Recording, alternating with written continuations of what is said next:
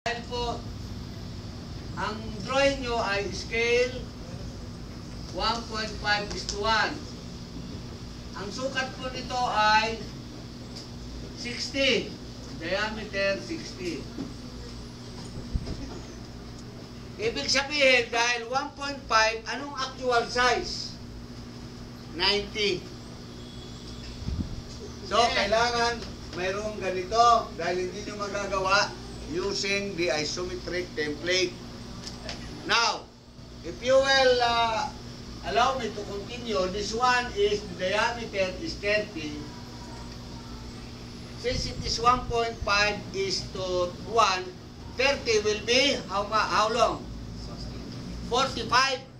Hanapin nyo dyan yung 45. Hanapin nyo yung 45. Yan po ang gagamitin nyo dyan.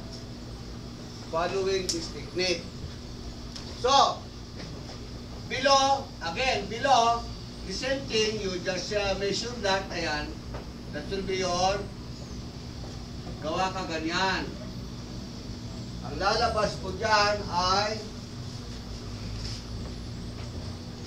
so ganyan, meron tayong tangent dyan, ayan. So finally, ito, straight line yan, straight line. Straight line, straight line. Ang drawing nyo po ay, ang itsura ay ganito. Yan, yan po ang gagawin ninyo. Mayroon dyan, 4 na maliliit, ganyan. Gamitan nyo ng template, ayan. I will give the Xerox to your classmate, to your president. So yan lang gagawin ninyo. Homework. Ito po ay gagawin ngayon, 2 figure sa isang plate. Kung gusto nyo, 2 papel, huwag lang 3. Huwag ito isa, huwag ito isa. Mahirapan tayo.